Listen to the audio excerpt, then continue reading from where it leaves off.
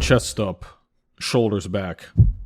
This is Revival Fitness, and I am the bro scientist critiquing the exercise scientist's critique of Dorian Yates' high-intensity training. I have never seen this full video before. I think I've come across a clip or two of it, but I've not really seen any of Mike's critiques of really famous bodybuilders. We could probably react to more down the line if you guys want to. He's reacted to Mike Menzter as well, but Mike's career at this point seems to be in relative shambles. I mean, even for his level of influence, it seems like he's taken a pretty large hit, even the general views on his channel. Did you guys see the recent video he did reacting to Bro Science Life, and he fake laughed the entire time? He tried to make it like a fun video. I can't critique Dom Mazzetti, he's just so good. It's like, it was so pathetic. And then, of course, recently too, Dorian was asked about Israetel's critiques of Mike Menzter, and he called him a bag of shit. And it's just blow after blow for Mike Israetel, the poor, lovable loser of the fitness industry, who really just had the expertise and the supposed sense of humor, very big quotation marks around that.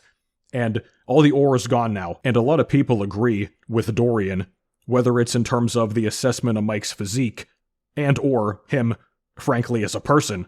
But whether you think that he is a shitbag, or a douchebag, maybe even a tea bag. The Brits love their tea. They have it seemingly every morning. A lot of people report enhanced mental clarity and calmness when drinking tea, and tea is also known for its antioxidants. But tea is becoming more popular in the States as well, and a lot of people here, when they think of tea, it is sweet tea or iced tea, both of which are loaded with sugar. But legitimate high-quality tea is a superior choice to what so many people drink every day, and I never really had tried any myself until Lyons Tea Exchange, the sponsor of today's video, sent me some great blends. Lyons Tea Exchange is an artisan tea company based in the United States, in Texas, and they prioritize not only luxury quality, but environmental sustainability with every box. These tea bags are full of exclusively tea leaves. They are compostable, and they are free of microplastics. You can pick from a variety of flavors, including limited edition and seasonal variations, plus caffeinated and caffeine-free versions. Lyons Tea Exchange sources high-quality ingredients from tea hubs across the world, including Nepal, Japan, and India, and they hand-pack and ship all of their products in the United States. These teas can be enjoyed however you see fit, with water, with milk, with sugar, without, hot, or cold. So if you're a tea lover yourself, if you're just getting into it, or if you want to get a gift for someone that you love, Lyons Tea Exchange is the place to go. If you want to check them out, go to lionsteaexchange.com and use code REVIVAL for 10% off your order at checkout. Dorian Yates, one of the greatest Olympians of all time, 6 times. We're going to have some jokes, all for the lulz, folks, all for the laughs, all in good fun. Let's take a look at what Dorian Yates trains like. 3, 2, 1. Let's go. Why would you even include this in the video? A countdown to starting the video? That's what an editor is for, to chop this type of thing out. I brought a new level of muscularity, size and condition to professional bodybuilding. Dorian Yates changed the game in a big way for sure. He brought a next level of size, something that at the time, or later a little bit, was called 90s size. You just didn't see people that big in the 80s on average on stage. Yeah, and if you ask me, I mean, I think this is what makes him really the best bodybuilder ever in terms of just the look, because it's the combination of the mass and the aesthetics, right? His waist is still pretty small, great taper, right? Everything's developed, he's ripped as hell. I mean, he's got like everything. And realistically, I mean, you get into the 2000s, and especially, you remember the Phil Heath, Kai Green era going into like the 2010s, it really started to drop off then, like the aesthetic. That's when the clamshell turtle gut really took over. So I mean, you could argue that bodybuilding really peaked at this point. And even in photos, there was almost a new term invented for Dorian's appearance, his level of conditioning, which in bodybuilding circles just means how lean you are. He's going to say grainy, I bet. It doesn't have anything to do with how many push-ups you can do and run the mile. His level of conditioning was termed grainy. It looked like he had sandpaper under his skin. And keep in mind, Israetel said that he reached 6% body fat when he was on stage last time. Okay, Dorian, you could argue, is legitimately like 5% here. Like, this is actually close to 6%. This. right here. What Mike showed us, I said it was double and people lost their minds. Oh yeah, come on, bro, it's close to 6. If it's not 6, it's around 8. No, it's not, guys. Not remotely close. Those types of comments reveal the people that have never really done a serious cut and never done bodybuilding. And, for someone like Mike with his credentials and esteem to even try to claim 6%, beyond laughable. It's just utter cope. Let's be completely frank here. Dorian Yates never had good proportions, quote unquote. Now, compared to a regular human, unbelievable proportions, a god among men. But among the genetically gifted elite of the IFBB professional league at the time and before and since, Dorian didn't exactly have standout structure. His waist wasn't super narrow, his muscles weren't super bubbly. I can sort of see you on the waist. I mean, that's why you get so big everywhere else. You make your waist appear smaller. So yeah, his waist was not like super narrow. Muscles not super bubbly. How do you come to that conclusion? Dorian Yates' victories in that sense are a little bit special, because if you look at someone like Phil Heath, his size was ridiculous. His conditioning was next level, but his shape and structure were like, well, his nickname is The Gift. And yeah, I mean, Phil Heath had the absurd, I guess, bubbliness, if you want to say that, but Phil is infamous for his narrow clavicles, and Phil is definitely bigger overall than Dorian ever was, but if you compare them side by side, Dorian's gonna win the who do you think looks better poll. I'd say 8 or 9 times out of 10. But you look at Dorian, maybe off season, and is not standing next to anyone. He's a big dude, but look, it doesn't have like such a crazy shape. There were guys in the early 90s. These were shape gods, symmetry gods. They stand above everyone else. They're actually multi-generational. But what he had was an unbelievable amount of muscle with the kind of conditioning that when he was on stage against the best in the world, there was Dorian, and there's kind of everybody else. In a certain sense, that happened a bunch. That's a magical thing. Why am I making a big point of this? Because when you got all the tools and you win everything, people are, yeah, it makes sense. But Dorian didn't have all the tools. Well, I mean, once again, man, you could argue he doesn't have like the greatest genetic gifts in terms of like upper echelon, sure, but look at his lats here, bro. His lats insert so low. They're so wide. I mean, even from the front pose we just saw, you could see his lats clear as day from the front in like a relaxed pose. And I did that by training average 45 minutes, 4 times a week, where many of my competitors were training 2 or 3 hours a day, around 6 days a week. I believe that is similar to how Mike trains now. I don't know how long his sessions are, but I think he does 6 days a week, if not every day. He does 2-a-days that I remember him talking about, at least at some point, in the not too distant past. 45 minutes, 4 times a week. I wonder if that includes warm-ups. I think Dorian emphasized recovery a lot, which is really good.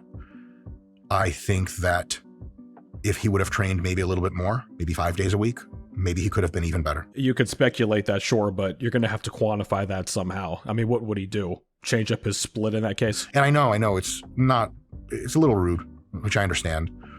And it's a little confusing when some worthless nobody like me says somebody else 10 times better than me at the very thing that I want to be good at could have done it better. Okay, there's the self-awareness. It's here in some form, so that's good. It's weird. It's a weird vibe, but it's also true.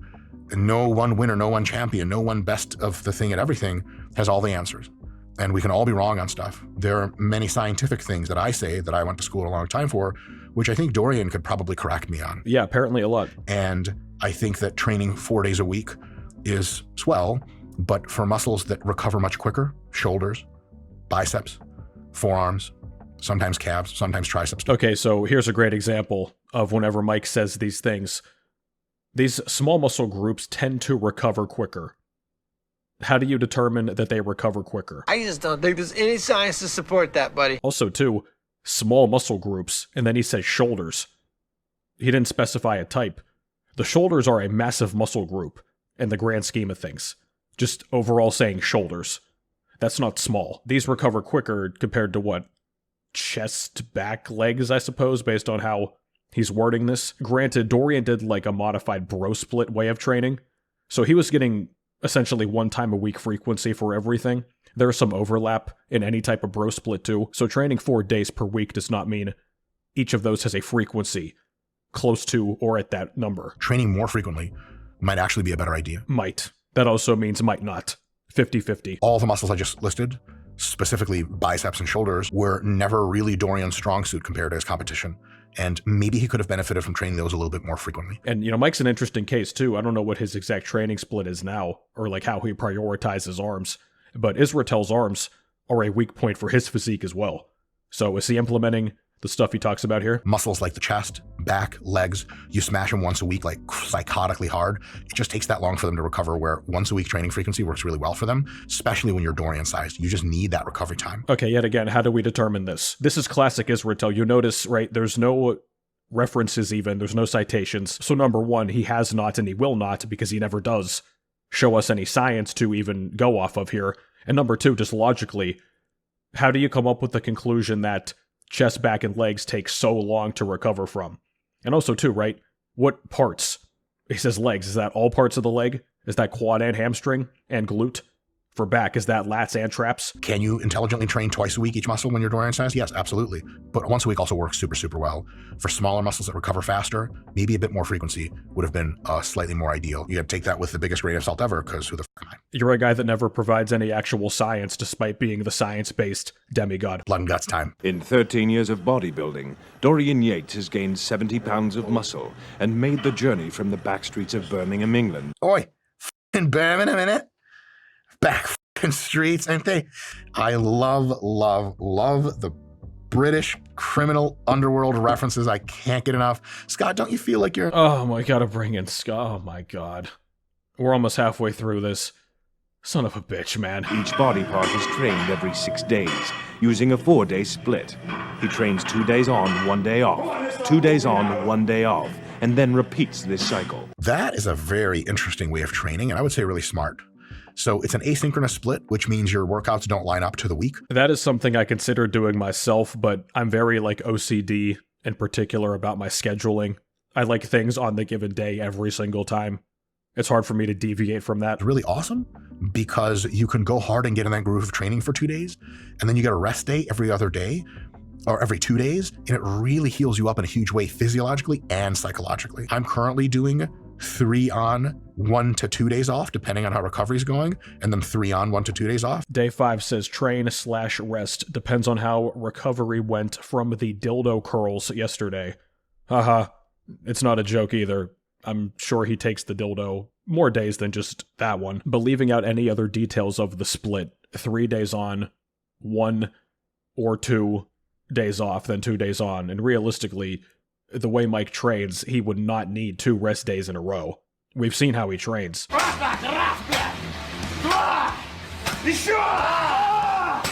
Nothing is remotely intense at all. So, just this versus Dorian's on paper, I give the win to Dorian. You'll see Dorian's form is textbook perfect. He controls the weight on the way down. This is really good stuff. Full range of motion, good control on the eccentric. Anything I say here would be super nitpicky. Well, full range of motion, Mike. I mean, let's nitpick. That's what you do, right? He didn't touch his chest every time. Not full range of motion, which I don't have a problem with. He went very low as it is.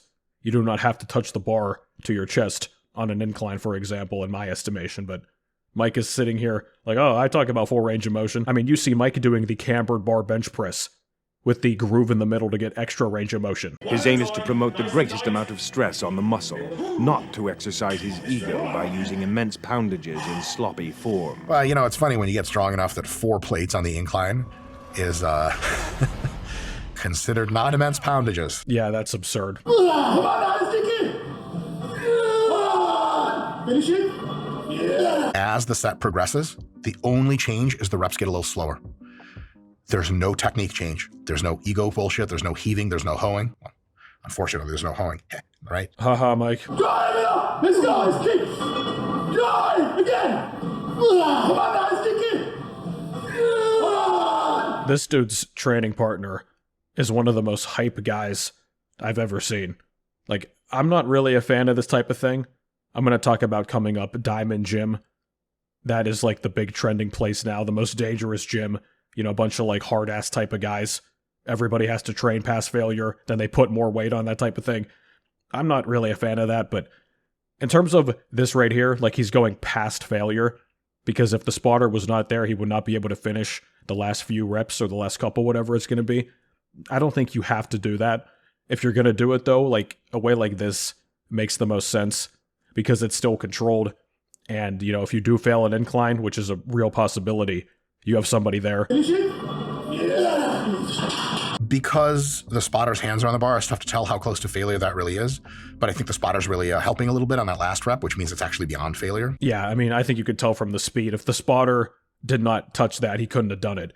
And mind you, too, I don't think the spotter was doing a whole lot of work. Like, he was helping, of course, but it wasn't like he was deadlifting it up. Folks, there is still more video to come. Don't click away. But if you want the extended edition of this video, raw, uncensored, uncut, full of, well, things I can't say right now because it's full of them. How much profanity and vulgarity could you possibly have reacting to a training video? You see, our members area is the place to go. Oh, yeah, squeeze it in. Good. Solid. Excellent. Strong. Squeeze it. Yeah. Come on. Let's go. If I had to be real persnickety, emphasizing the squeeze probably doesn't do a whole lot for muscle growth. It's an interesting variation you can try every now and again. Breathe in. Let's do one more. One more. Come on. Squeeze it. Oh. Yeah.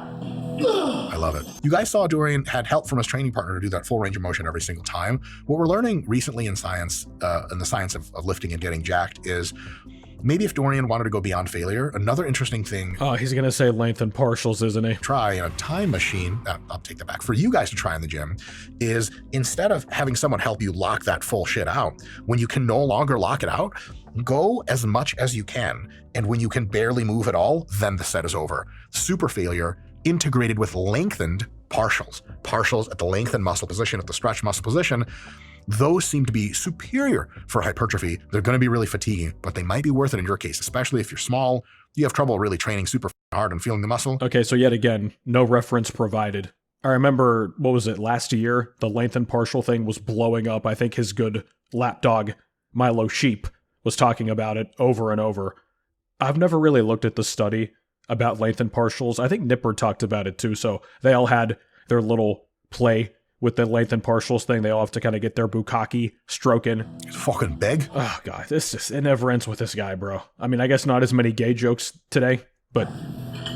Ooh, incline curls. This is closer to almost like a seated curl. That is a very high incline. That looks like 75 degrees. Yes. Yeah, it's not ideal. You can see he's hipping into it. I'm not mad at it, but less hipping into it would be good. This is a great movement. My recommendation for you guys at home is to take the incline bench and turn it literally down. Oh no, we have the lying bench curl. I talked about this recently in the Science-Based Lifting is Dead video. Okay, let's hear him explain this again, and then I'm going to tell you why it doesn't make A sense. flat bench, lay down on the flat bench and do the curls till the dumbbells touch the ground and come back up. You get even more tension applied at the stretch, which will grow your biceps maybe even a little bit better than the incline curl. The incline curl is a great exercise. I use it all the time. They can't all be the best exercise, but lying dumbbell curls is some shit you guys should give a shot to. It might be worth it. Okay, so the rationale there is that you get the most tension at the bottom. What is that based on? Again, speculation, seemingly. Nothing is ever referenced with Mike. So suppose that could possibly be true. The way a lot of guys would have to do this, given arm length and the height of the bench, you're going to be hitting the dumbbells against the ground before your arms can even fully stretch. It's just not feasible to do it unless you're like Mike's height, like 5'5", with short arms, okay? And beyond that, too, assuming you can't do it, you're not guaranteed to get the full tension at that portion, especially if you have to keep bringing your arms farther and farther down to make that feasible. And the deep stretch part, just look at my arm right here. Once your arm is at this point, it doesn't matter where it is, okay? You see, like, essentially my tricep is locked out at this point. My bicep is fully extended as it's ever going to be right here. It doesn't matter if it's right at my side, if it's way in front of me like Mike showed us on the bench, if it's one of those, what do they call it, Bayesian curls? The guys put their arm way behind their back. Jeff Nippard talked about that too. And That's a really good stretch for the bicep. if your arm is like this right here, it does not matter where you position your arm in relation to your body or what equipment you use. Once you hit that point, your bicep is maximally stretched. Going beyond that point is just doing so for show. Let's do it. Let's go again. I gotta say, yelling at Dorian is hard work. Yeah, the spotter here, man, some guys just have that energy all the time. I am not one of these type of dudes. Like, even whenever guys ask me to spot them, and I get asked that kind of routinely now, that's one of the badges of honor in the gym. You know you're getting pretty big when strong guys ask you for a spot just randomly. But they'll ask me to spot them, and they'll have another guy on the side, or maybe people are watching. And especially if you go to a hardcore, serious gym dude, the powerlifting side especially, they'll just all start screaming. People like halfway across the deadlift platform see somebody lifting heavy, they just start yelling, up! They lose their minds. That's just not how I operate. Like, even if I'm right next to the guy, like, I'll be like, come on, you got it or something, but I never really scream. I just don't really like screaming unless I have really bad road rage. Ooh, interesting. So we went to failure on the 2-arm version, and we know that there is a situation in human physiology in which doing one arm or one leg at a time can push you a little bit beyond what you would be maxed out with both. Yet again, Mike, can you cite what you're talking about? I'm not even saying you're wrong, but never any even like splash up citations with Mike. You have a professional editor. You drag him in jokingly to all your videos.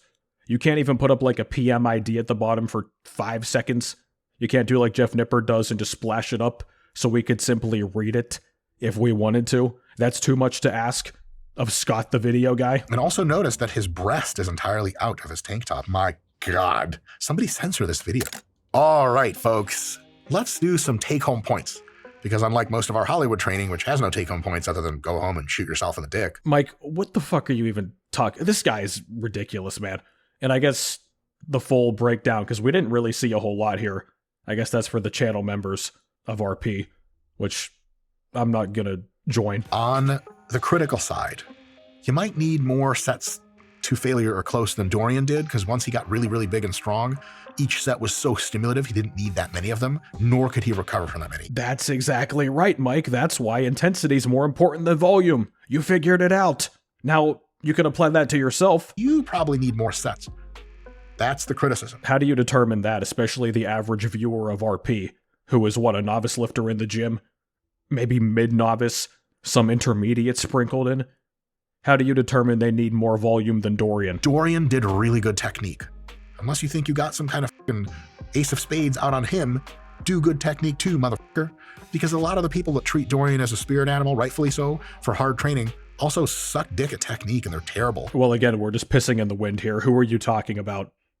A couple random commenters you've seen? But Dorian used good technique. Well, you don't think you agree with that part, but you agree with the fucking screaming? Get out of my face. Everyone needs to be doing good technique. It's more effective, and it's safer. I don't know what the argument is against that. Well, define great technique. And, I can understand vaguely what he means here, but that's also subjective. I don't like to do it. Slow clap. Who gives a shit? You're after massive muscle gains. You're going to do what it takes, not what you like. Well, yeah, Mike, and you don't train intensely enough to get the most muscle gains, especially for your genetics. You're going to get more gains, I would argue, with some sloppiness in the technique, like you saw Dorian with the curls. He was really leaning into it at the end. You're going to get more gains training high intensity that way than doing Mike's style, with picture-perfect, smooth, textbook form, controlled negative, but stopping well short of failure. I will die on that hill. You can argue with the wall. I've seen it way too many times in person. I don't care what any scientific papers say. That's just reality. There was a training style popular for a short time in the muscle magazines and among some pros in the 90s called instinctive training. They didn't really plan their training out. They didn't logbook anything. Dorian logbooked his whole career, from what I understand. And they would just kind of go in, and whatever muscle they felt like training, they would train it. Yeah, a lot of people still go by that, and they just essentially do whatever feels fresh, so-called. I'm not really a fan of that myself. And whatever exercises and loads they felt like using, they would use, which is unfortunately how a lot of bodybuilders train now. They could benefit from learning from Dorian. Yeah, and that's what happens if you've got the genetics to do that, and you train intensely enough. And if your genetics are that good, you don't even need the really high intensity either. That's the genetic lottery component. But yeah, if you don't have that, and if you're watching here, you probably don't. I don't either. You're going to have to be very studious with what you do and tracking it. And if you want to stop wasting your time in the gym, check out my training programs linked down below. Not just another list of exercises. I break down everything. You're going to make serious gains in way less time than you thought and get a template you can use for life. And you can find a lot of testimonials on my site as well.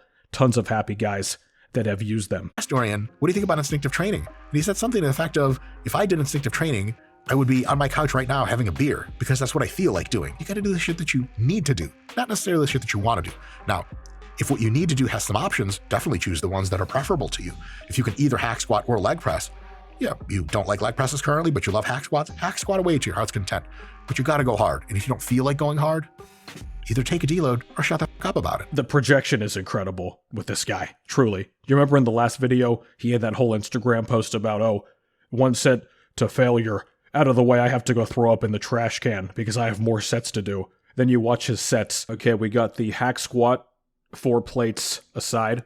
Mike goes down very low on these, which you don't have to go that low to really hit the quads, but he would claim that it helps.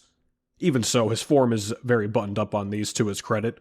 Okay, so we're still going through the reps. Weight's not really slowing down at all. He's not doing that crazy lockout that he's done on the leg press. I guess that's good at least. I would not advocate that. Okay, still going. Yeah, this is easily light for him. You know, I mean, a guy with the leg size, oh, there's a lockout. The leg size of this guy, though, 4 plates aside, I mean, you can see, right? He's just pushing these reps out. Not much of a problem. Takes the pause there. Really not slowing down much even then. Okay, that was a tad slower. A little bit. All right, still going.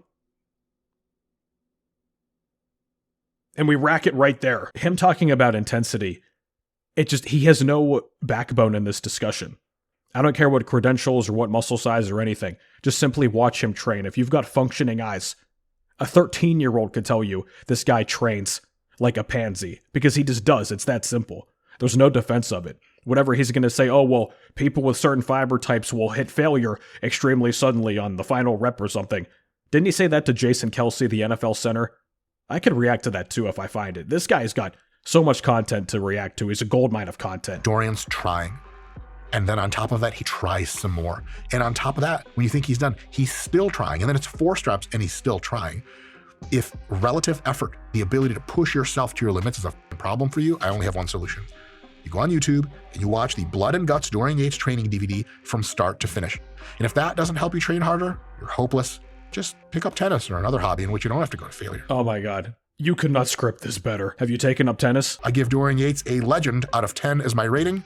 And big ups, isn't that what they say? If you know it kingdom. Folks, if I'm ever in the UK again, please don't stab me. I know you guys are into that sort of thing. See you guys next time. Yeah, they might stab you, Mike. And realistically, you know, as unathletic and slow as you are, and you have a lot of money too, you might be a prime target. I mean, this guy is beyond parody. And if you want to see more great examples of that, check out this video in the top corner, because I can't even explain it properly. Just watch it. But this has been it for me, guys. Thank you for watching. If you want to get in direct contact with me about your own training and eating, check out the links down below, and check out my body composition full, in-depth, terribly, painfully detailed nutrition guide. Stop wasting your time in the kitchen and the grocery store, not just the gym. Mike should check that out too. And I will catch you guys next time.